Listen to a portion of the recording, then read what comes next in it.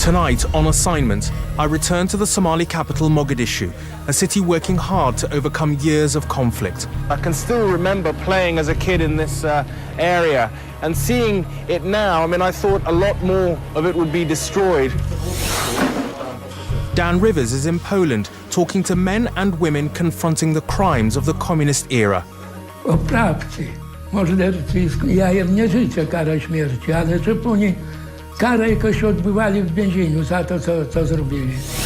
And Alok Jar visits one of the largest and most ambitious science projects ever attempted. Do you think this is going to work? Of course it is. Yeah, definitely. You're confident 100%? Yes, I wouldn't be here otherwise.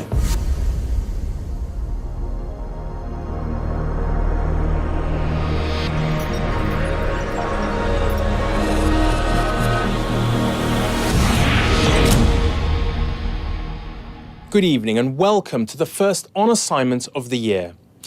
After the Somali government collapsed in the 90s, the country descended into a brutal civil war and hundreds of thousands of Somalis were forced into exile across the globe.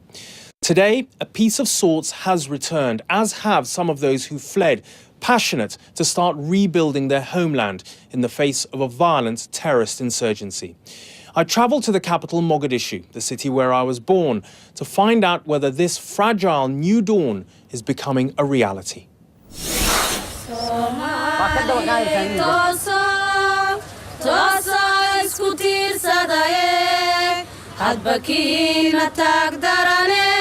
Rise up, support each other, don't fight. Come back with strength and joy and be friends again. The words of Somalia's national anthem that for a quarter of a century rang hollow amidst a vicious civil war. But they're words that are now being sung with a sense of genuine conviction, as this country enters a period which many here believe is its best and most genuine chance of securing a peaceful future. I start my journey by going back to a family home.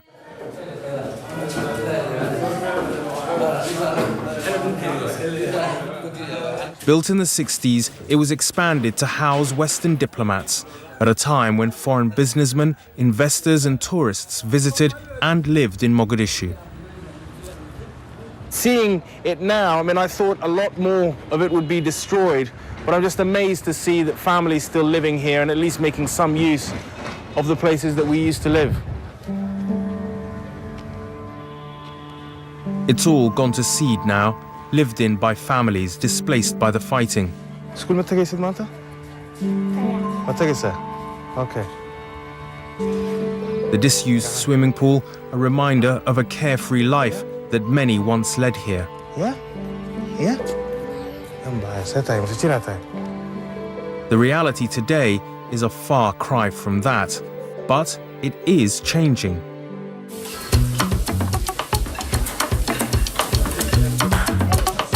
The village restaurant is one of the most popular in Mogadishu.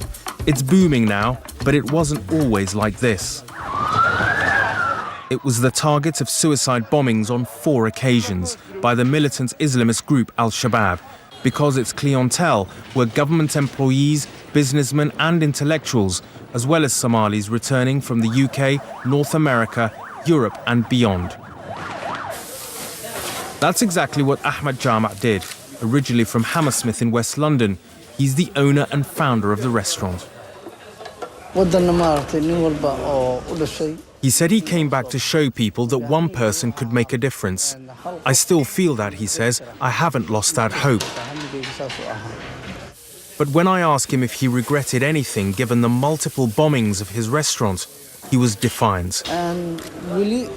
Although many died here, including my staff, including many of my customers, and I've poured money into rebuilding after each attack, I won't give up. In fact, I'm going further, opening up new ventures in other parts of the city.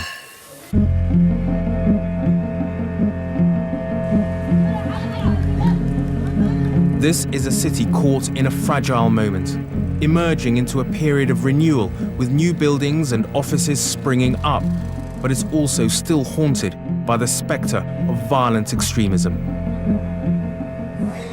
Nothing captures this sense of renewal more than this place. This school is in a neighborhood called Hamar Chachap, which literally means broken Mogadishu. but it's risen from the ashes. It's the first state school to open since the civil war began a quarter of a century ago. Till now, the only schools have been private. Little wonder the president has chosen this school to celebrate the UN Convention on the Rights of the Child. But he knows his government faces a critical challenge. As many Somalis are returning to invest in the country, and parts of the city, which were until recently no-go areas, are coming back to life, the question ordinary Somalis thinking of their children's futures are asking is whether politicians will make use of such an opportunity. The real question is the extent to which the Somali government can seize this momentum, because the reality is the more people believe they have a government that's accountable to them, the less likely they will be to tolerate al-Shabaab. President Hassan Sheikh Mohamud is the first civilian to win a free and fair election in Somalia for 45 years. He never fled the country and stayed right through the civil war. A 5-year-old boy in 1990, when the state was collapsing, today is 29 years old. Most probably he got a family, a wife and kids. He has never been to school, he's never been in training. He doesn't have the tools of life in his own hands. So he's very, very vulnerable to be recruited by al-Shabaab or by the pirates. And more than 65% of the population is less than 35 years old in Somalia. So imagine the magnitude of the challenge when it comes to the young people who are desperate. How does a country whose system of government is in the process of being built make young Somalis who don't have a job or a means of income believe that the ballot box and not the gun is the best way to secure their future? It's the question above all others that will determine just how genuine and sustained Somalia's new sense of optimism is. But in order to see if that optimism is real and you want to test the economic mood in Mogadishu, you have to come here. With no stock market in the country, the central fish market is where you can judge whether people are spending money. Fish is very much a luxury item in Somalia. The main customers here are the traders selling to the city's restaurants and hotels, who in turn are serving middle-class clients and foreign visitors and diplomats. Giant snapper, tuna and marlin are all sold here each day, and trading is busy and brisk, and the prices are holding firm. Another reason why a booming fish market matters is because it means the sea, which used to be plagued by piracy, is now safe again. Somalia has the longest coastline in Africa, over 2,000 miles of white sandy beaches along the Indian Ocean. With no government for 25 years, foreign fishing fleets plundered the fish stock, putting Somali fishermen out of business, which is why many took to piracy. Somalia Fish Guard is a British company helping the Somali government get its fishing industry back on track by making foreign fishing fleets apply for licenses and protecting areas where only local fishermen can work. What that means is that the government has the authority now to say, if you want to come and fish here, you will first of all pay a license, which is revenue for the country, and secondly, you will operate by the rules that we lay down. Neighborhoods in Mogadishu like this one, which only a year ago were held by al-Shabaab and were no-go areas, are now bustling, full of life and trade. But such gains are fragile and precarious, as I was reminded as I was leaving the city. In a major boost for Somalia's international profile, President Erdogan of Turkey led a huge diplomatic and trade delegation to Somalia, where he announced millions of pounds of new projects. But as he was arriving, al-Shabaab detonated a suicide car bomb outside a hotel where Turkish delegates were staying, killing 3 Somalis. It's a reminder of how the future of this city is still in the balance between renewed optimism and the extremism and divisions that have left it in such ruins. But there's a real sense that Somalia has the momentum and international support that can see it re-emerge from the ruins.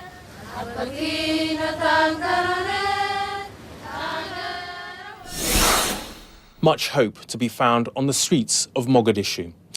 Now, while Europe reflects on the 70th anniversary of the liberation of Auschwitz, historians in eastern Poland have been digging into another part of the country's troubled past.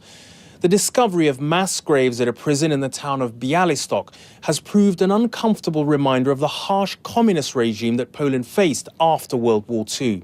Dan Rivers has been to find out more.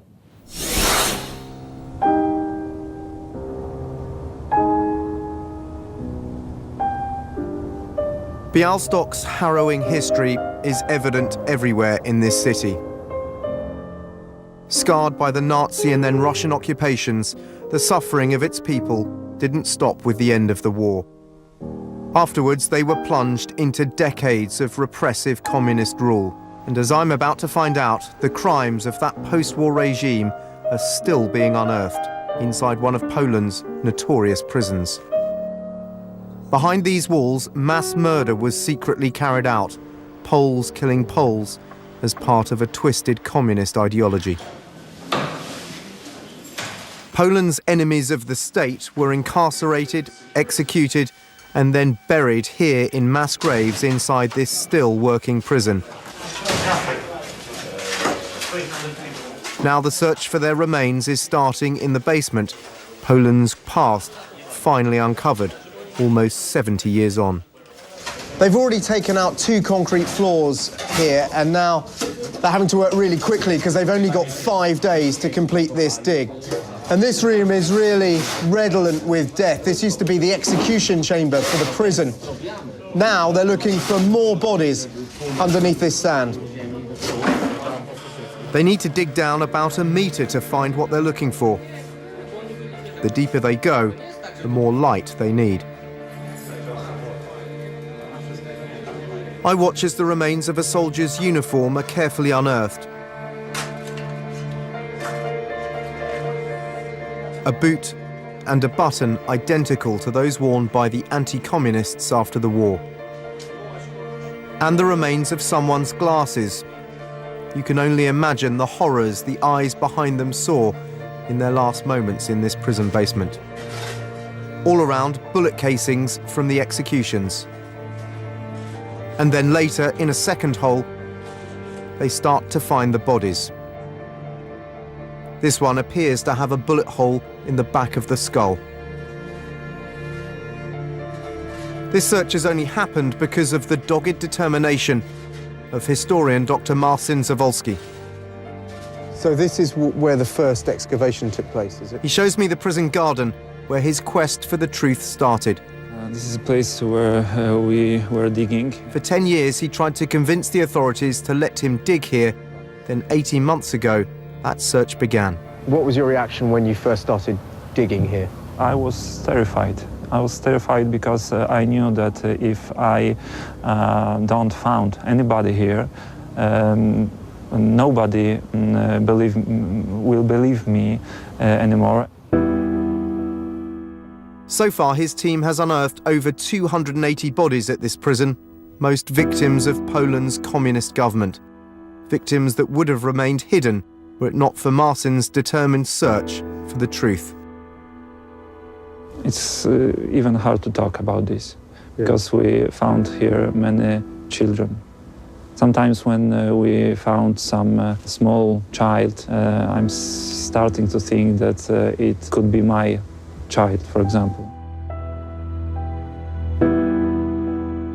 Although they found 280 to 300 bodies along this stretch of ground, there may be many, many more. They still haven't excavated in the far corner here.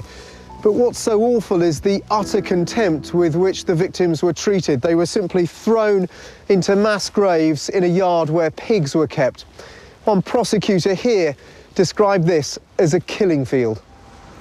The bodies from Białystok prison have been taken to a nearby undertaker's, stacked in cardboard boxes, awaiting identification. One day, prosecutor Zbigniew Kulikowski may hold those responsible to account. Ale te szczątki ludzkie, one były wrzucone jak do śmietnika. To jest przerażające, proszę pana. Tutaj nikt nie dbał o godność tych ludzi. Tu są także i dzieci, niemowlęta.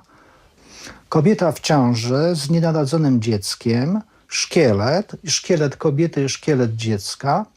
And you're determined that justice will be done for these victims, that if you can, you will prosecute the people responsible. If they're dead, you will still try and get to the truth. Sprawiedliwość nie ma terminu ważności. Może ktoś mieć i 100 lat, ale powinien za to odpowiedzieć. And it wasn't happening just in Białystok. 2 hours drive to the west in the capital Warsaw, this cemetery has yielded other clues about the brutality of Poland's communist regime. Dumped under this patch of land were a further 200 bodies, discovered in 2012 and then removed. Now it's become a shrine for the families of the disappeared.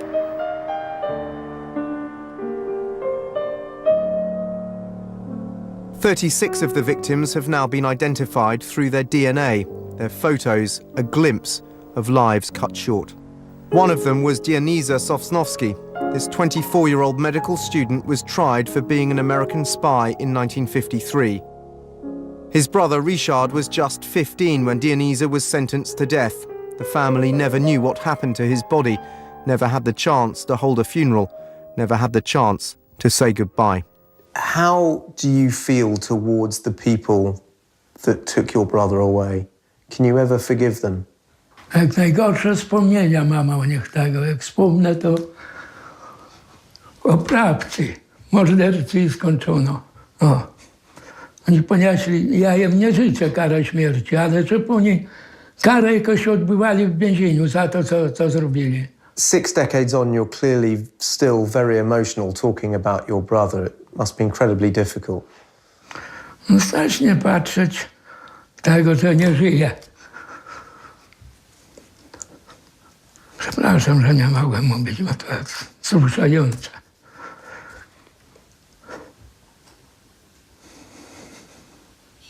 Bardzo dobry był tego kiedyś.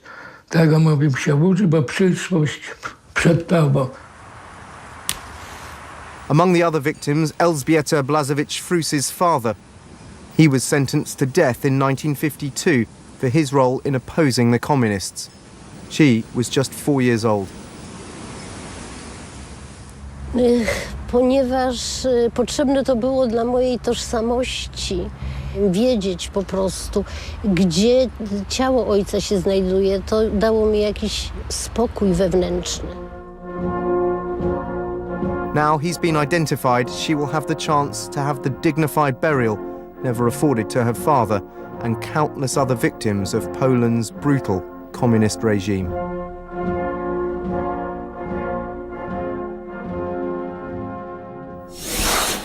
Downrivers in Poland as the search for the truth continues. Next, overcoming our reliance on fossil fuels is one of the biggest challenges of the 21st century. In the south of France, a project has begun which, if successful, will provide a blueprint for cleaner energy for generations to come.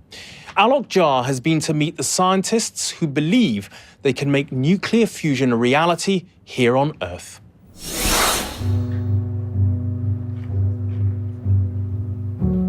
The sun powers all life on Earth. Its energy comes from intense nuclear fusion reactions going on at its core. We use that energy in many ways. Burning coal releases it from sunlight trapped by plants millions of years ago. It's how most of the world gets its electricity, through power stations like this one. Coal is dirty though, and we know that burning it damages the environment. But for half a century, scientists have had a dream. If they could mimic how the sun makes its own energy, if they could make a star on Earth, they'd create a cleaner, potentially unlimited source of power.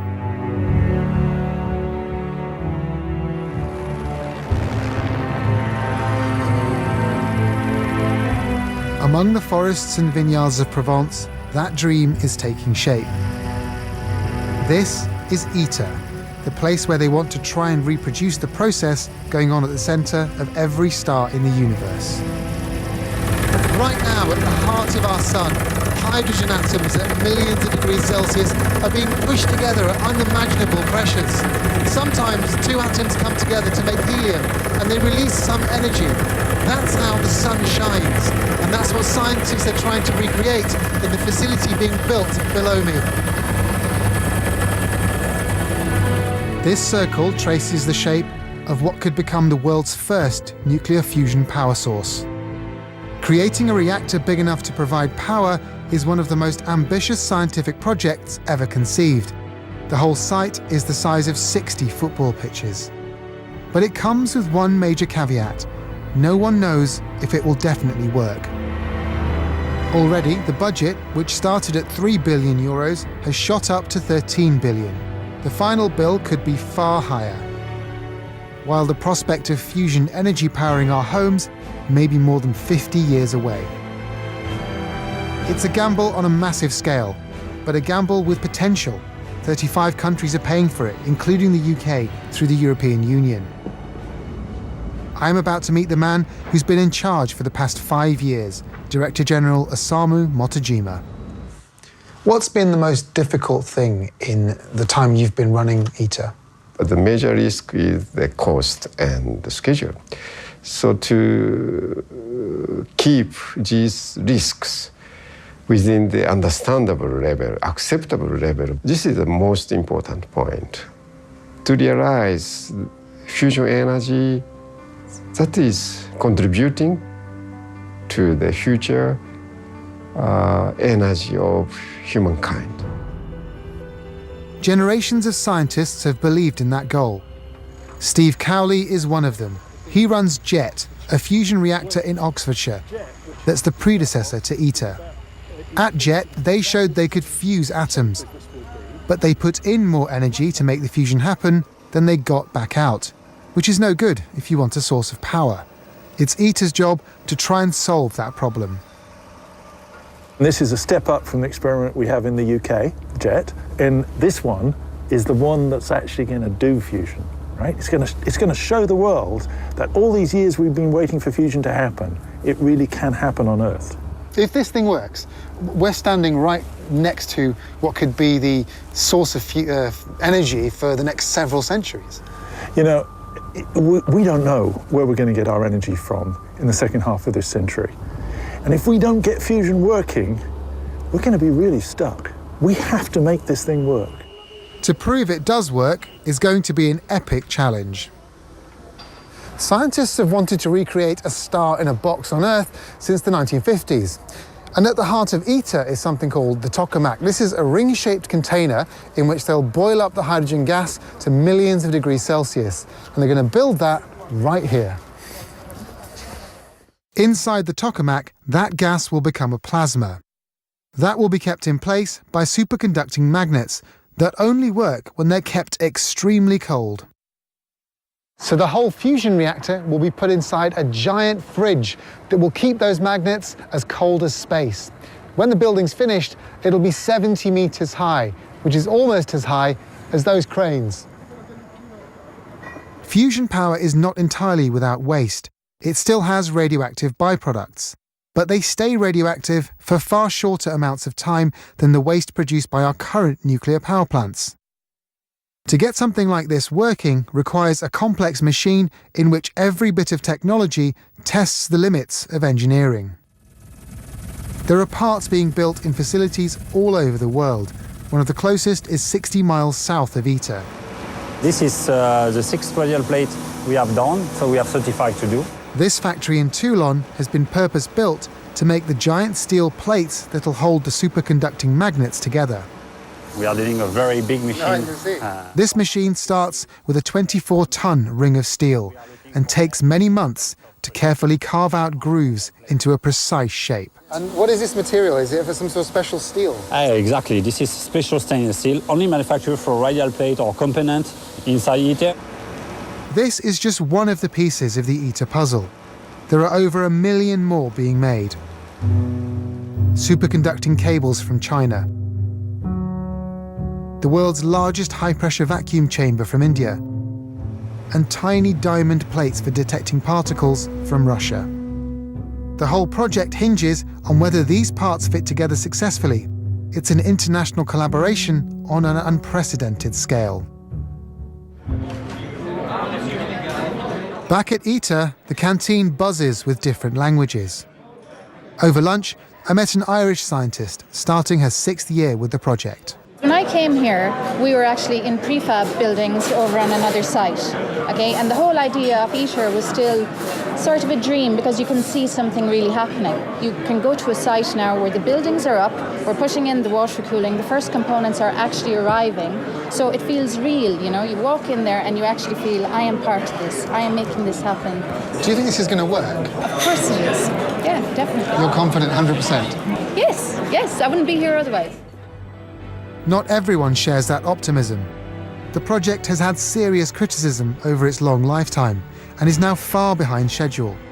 It also faces opposition from those against nuclear power, while some environmentalists would prefer to see the €13 billion invested elsewhere. But for those working in fusion, their passion doesn't falter. It's such an incredible thing that I think people have always sort of doubted that it would ever be possible, right? And we're this close now. I can taste how close we are. Somebody once said, how could you put the sun in a bottle, right? We've begun to do that. And with this experiment, we will have a sun in a bottle. And, you know, when this machine works, I'll be here. End of my career is going to be watching this machine do a fusion burn, and that will be a historic moment. For scientists, unlimited fusion power has always been just beyond the horizon. With ITER, they have a chance to bring it within reach. If it works, every one of us will reap the benefits.